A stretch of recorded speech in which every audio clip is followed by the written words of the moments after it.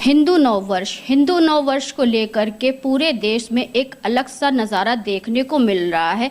चाहे महाराष्ट्र हो, चाहे उत्तर प्रदेश हो, चाहे आपका दिल्ली हो, हर जगह भगवा यात्रा निकल रही है। सबसे अपील करी गई थी अपने अपने घरों पे भगवा झंडा फहरा करके जो है हिंदू नव वर्ष का स्वागत करा जाए। वहीं पे आज नवरात्र का पहला दिन है, चैत्र पक्ष की प्रतिपदा का पहला दिन है और आज से हमारा हिंदू नववर्ष शुरू होता है, जिसको लेकर के सभी संगठन, सभी पदाधिकारी और सभी भारतवासी अलग से तैयारी करते हैं। वही अखिल भारत हिंदू महासभा त्रिंडी गुट के राष्ट्रीय अध्यक्ष ऋषि त्रिवेदी जी हमारे साथ में हैं, तो उनसे हम बात करेंगे अखिल भारत हिंदू महासभा के राष्ट्रीय अध्यक्ष के साथ साथ में हिंदू नववर्ष को वो किस तरह से मना रहे हैं। आपका बहुत बहुत स्वागत है।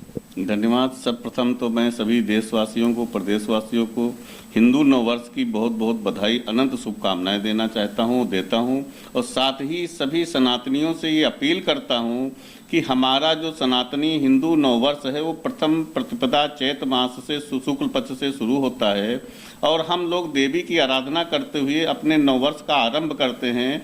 और आप देखिए कि आज छोटी सी चीज, आप कोई पेड़ को देख लीजिए, कोई पौधे को देखिए, सब में नए अंकुर आए हुए हैं। हर जब प्रकृति भी नया रूप धारण कर रही है, ये हमारा नववर्ष है। ये पश्चात सभ्यता जो हमारी है, दारू मदिरा शराब से, होटल के कल्चर से जो शुरू होता है, वो हमारा नववर्ष नहीं है, वो विदेशियों का नववर्ष है, जिनको हमने बहुत पहले ही बहिष्कार किया, अपने देश से निकाला, देश को स्वतंत्र किया। तो अब हमारा जो कल्चर है, हमारी जो संस्कृति है, हमारी जो पद्धति है, उसके अनुसार हम अपना जो है नववर्ष मनाएं, हम पश्चात सभ्यता में न जाएं। मैं सभी सनातनियों से अपील करता हूं कि हिंदू नववर्ष प्रथम प्रतिपदा चैत्र मास से जो आरंभ होता है उसको नववर्ष मनाएं, जो कि हमारा टीके से, हमारा पूजा पाठ, जागरण से, इस रूप में हम लोग नववर्ष मनाते हैं। आप देखिए आज नवरात्र में कितने जागरण होंगे, कितनी जगह जो है माई के गीत होंगे, चौकियां होंगी। ये हमारी पद्धति है और मैं सभी से अपील करता हूं कि अपनी पद्धति को न भूलें, अपनी सभ्यता को न भूलें, हम अपनी सभ्यता में रह करके अपने त्यौहार को मनाएं।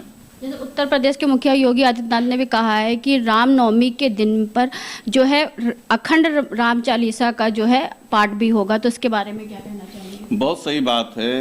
रामनवमी पे तो वैसे भी अखंड रामायण होती है, हनुमान चालीसा का पाठ होता है, क्योंकि भगवान श्री रामचंद्र जी का प्रादुर्भाव हुआ है। तो उस दिन तो हम लोग वैसे भी उसको जन्म उत्सव के रूप में मनाते हैं। वो योगी जी कहें या न कहें, ये तो हमारा बहुत पहले से कल्चर चला रहा है और योगी जी ने जो बात कही है वो हमारे धर्म के शास्त्रों के अनुसार कही है। मैं उसका जो है स्वागत करता हूँ। सोशल मीडिया के द्वारा तो बहुत से लोग जागरूक हो रहे हैं कि हिंदू नववर्ष को लेकर के, लेकिन अभी भी जो हमारा देश का युवा है, जो स्कूल में जो आपका शिक्षा प्रणाली है, उसमें भी अभी तक जो है 1 जनवरी को ही न्यू ईयर सेलिब्रेशन करने के लिए कहा जाता है। कहीं ना कहीं हमारी शिक्षा प्रणाली अभी भी वही चली आ रही है, जिससे जो हमारे देश का बच्चा है, यानी कि जो भविष्य का हमारा युवा होगा, उसको भी अभी उल्टा ज्ञान पढ़ाया जा रहा है। तो इसके बारे में क्या कहेंगे? बिल्कुल सही बात है और इस चीज़ का मैं समर्थन करता हूं आपकी बात का। लेकिन आप देखिए बहुत से पाठ्यक्रम बदल रहे हैं जब से केंद्र में भाजपा, उत्तर प्रदेश में भाजपा की सरकार है। बहुत से पाठ्यक्रम बदले हैं, बहुत सी चीज़ें बदल रही हैं। मुझे लगता है बहुत जल्द जो ये पद्धति आप बता रहे हैं कि जो कॉलेजों में न्यू ईयर की पार्टियां होती हैं, ये भी बंद होने वाला है, बहुत जल्द आपके सामने आएगा। ये भी आपका भी एक गुरुकुल चलता है, गुरुकुल को लेकर के जिस तरह से आप शिक्षा प्रणाली में बदलाव लेकर के आ रहे हैं और आगे की ओर जो है हमारे देश के भविष्य को मजबूत कर रहे हैं, तो उसके बारे में क्या? बिल्कुल सही बात। आज हमारे गुरुकुल में देखिए सभी बच्चे जो है देवी जी की आराधना किए हैं, कलश की स्थापना किए हैं, ध्वज लगाए हैं, सभी नववर्ष को बड़े खुशियों के साथ बना रहे हैं। तो वो जो हमारी पद्धति है, जो हमारी संस्कृति है, उसके अनुसार हमारे गुरुकुल के बच्चे कार्य कर रहे हैं। और जो आपने मैकाले व्यवस्था, जो कॉलेजों की बात की है, वहाँ पर भी बहुत जल्द सुधार होगा। और मुझे लगता है कि हम ये हिंदुत्व की सदी है और हम लोगों का जो है व्यापक रूप में प्रचार प्रसार हो रहा है। बहुत जल्द इतनी जागरूकता आएगी, ये सारी चीजें अपने आप बंद हो जाएंगी। क्योंकि योगी जी खुद एक गुरुकुल से पढ़े लिखे आए हैं और उनको सारी चीजों की पद्धति को याद है और इस समय वो उत्तर प्रदेश के मुखिया बने हैं। तो आपको नहीं लगता कहीं ना कहीं उनको भी गुरुकुल को आगे से आगे बढ़ाने के लिए जो है प्रयास करना चाहिए? बिल्कुल करना चाहिए और मुझे लगता है कि वो प्रयास भी करेंगे और कर रहे हैं, क्योंकि कई चीज़ें हैं, जैसे मैं गुरुकुल चला रहा हूं, अब पहले नहीं आती थी, अब गुरुकुल के जो बच्चे उनको भी छात्रवृत्ति मिलती है, उनको भी वजीफा के टाइप में जो पैसा अन्य विद्यालयों में मिलता है वहाँ यहाँ भी मिलने लगा है। तो ये सब नई चीज़ें आ रही हैं। आप देखिए, ये हमारी शिक्षा, हमारे धर्म को ही लोगों ने लूटा, वो चीज़ें अब परिवर्तन हो रहा है और ये हिंदुत्व की सदी है। एक दिन विश्व में सनातन का ध्वज लहराएगा और भगवामय पूरा विश्व होगा। नवरात्र को लेकर के योगी आदित्यनाथ ने बहुत कड़ा ऐलान किया है कि मंदिर के आसपास जो मीट मटन की दुकानें हैं उनको बंद रखा जाएगा और जिस दिन नवमी होगी सभी दुकानें बंद होगी। लेकिन कुछ मौलानाओं को मिर्ची लग गई, तो उस पर क्या कहेंगे? मैंने ये अभियान भी चलाया है, बहुत जगह पे मैंने थाने में भी लिख के दिया है, जो मीट की दुकानें हैं जो खुल रही हैं वहाँ पे भी लिख के दिया है। और ये चीज़ें बंद होनी चाहिए, बहुत सही बात है, क्योंकि ये तो हमारा, मैंने अभी भी कहा कि 31 दिसंबर 1 जनवरी नहीं है जो हम मीट से, मांस से, मदिरा से अपना नववर्ष बनाएंगे। ये हमारा सनातनी नववर्ष है। ये हम पूजा पद्धति से, पूजा पाठ करके, आराधना करके ईश्वर की, माता जी की उस रूप में मनाएंगे जो हमारा कल्चर है, जो हमारी संस्कृति है। ये मीट की दुकानें, हम तो कहते हैं नवरात्र भर शराब की भी दुकानें बंद होनी चाहिए, क्योंकि आज नवरात्रि का पहला दिन है, कल ईद होगी, तो जिसको लेकर के मौलाना लोगों ने संविधान में लिखे हुए बहुत सारी चीज़ों का उल्लेख किया है कि ये चीज़ तानाशाही है। देखिए, संविधान भी धर्म को देख कर लिखा गया है। संविधान में प्रथम पृष्ठ पर ही हमारे श्री रामचंद्र जी का, श्री कृष्ण जी का फोटो है। तो ये नहीं है, हमारा जो संविधान है, और संविधान छोड़िए, संविधान अपनी जगह है, धर्म अपनी जगह है। वहीं पे ये नहीं लिखा है कि आप जो है मीट की दुकान रखेंगे मंदिर के बगल में। किस संविधान में लिखा है कि आप मंदिर की दुकान में, मंदिर के बगल में मीट की दुकान खोलेंगे, मंदिर के बगल में आप शराब की दुकान खोलेंगे? ये तो संविधान में ये भी लिखा है कि कोई कॉलेज हो, कोई भी विद्यालय हो, उसके बगल में बीड़ी शराब की दुकान नहीं हो सकती है। तो ये भी तो संविधान में लिखा है। तो संविधान की बात कर रहे हैं, तो वो मौलाना को भी चाहिए कि जब हमारा त्यौहार है तो हम अपने त्यौहार को आप बनाइए। बकरीद होती है, सब जगह पे बकरा कटता है, कौन मना करने जाता है? आप अपने घर में बकरा काटिए, कौन मना कर रहा है? लेकिन यदि हमारा त्यौहार है, सनातनियों का, हम व्रत रहते हैं, जैसे इस समय रोजा चल रहा है, रोजे के समय हम लोग भी ध्यान रखते हैं कि इन लोगों का रोजा है कहीं से भंग न हो।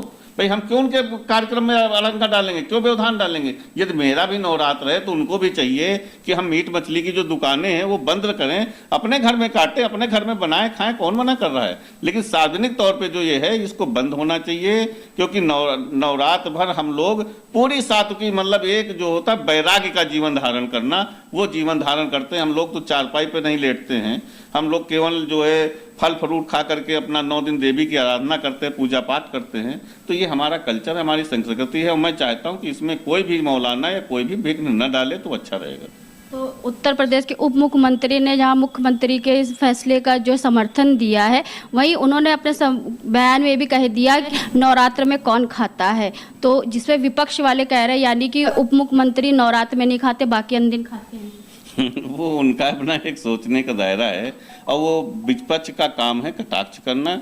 और विपक्ष के पास कुछ बचा नहीं है, फालतू के मुद्दे ले लेकर के आ रहे हैं। कभी कुंभ को लेकर के आते हैं, कभी आप देखिए मीट की दुकान को लेकर के, उनके पास कोई विकल्प नहीं है, कोई मुद्दा नहीं है, इसलिए वो खुद हताश हैं कि हम क्या लेकर के जनता के सामने जाएं।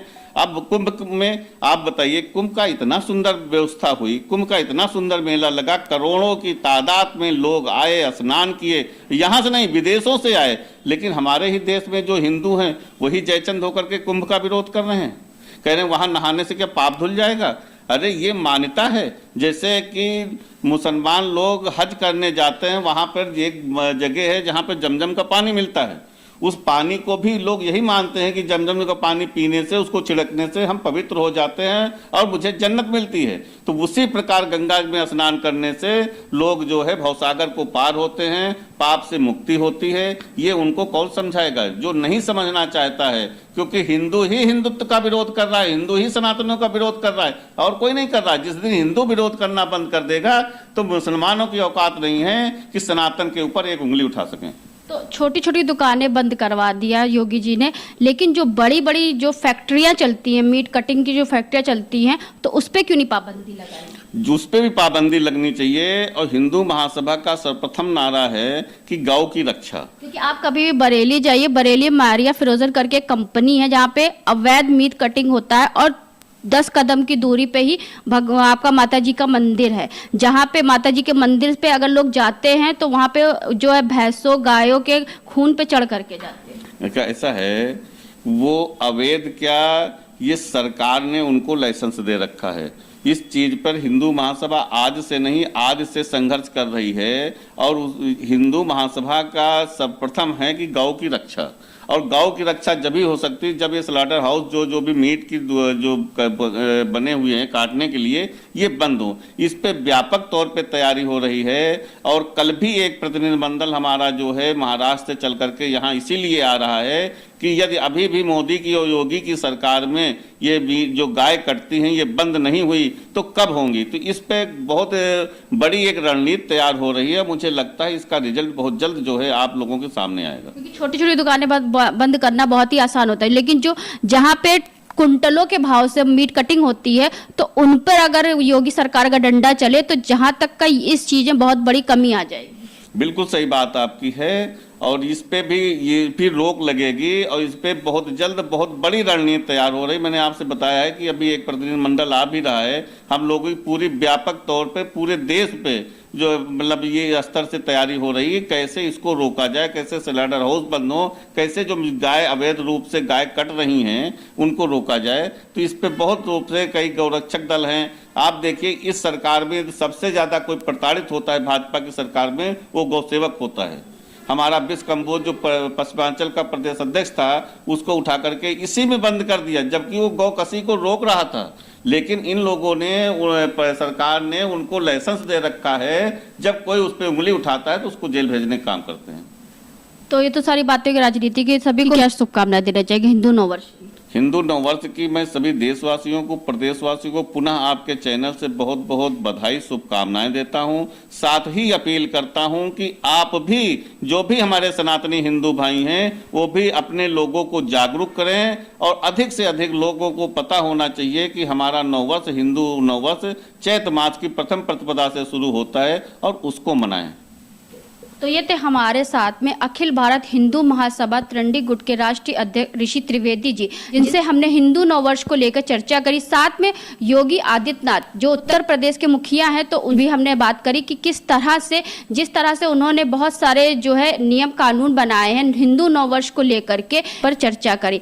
तो ऐसे हम आपको दिखाते रहेंगे कि उत्तर प्रदेश की राजधानी लखनऊ में क्या खास हो रहा है। तो आज हिंदू नववर्ष को लेकर के हम लोग आए थे, अखिल भारत हिंदू महासभा के प्रदेश कैंप कार्यालय में आए थे, और आज हमने बात करी अखिल भारत हिंदू महासभा के राष्ट्रीय अध्यक्ष ऋषि त्रिवेदी जी से। तो इसी के साथ मैं अर्चना आपसे इजाजत लेना चाहूंगी। धन्यवाद, बने रहिएगा हंगामा टाइम न्यूज चैनल के साथ। हंगामा टाइम्स की तमाम खबरों को देखने के लिए हंगामा टाइम्स को सब्सक्राइब कर लीजिए और बेल आइकन दबा लीजिए। अगर आपको ये वीडियो अच्छा लगा हो तो लाइक बटन प्रेस कर अपनी प्रतिक्रिया हमारे कमेंट बॉक्स में देना मत भूलें।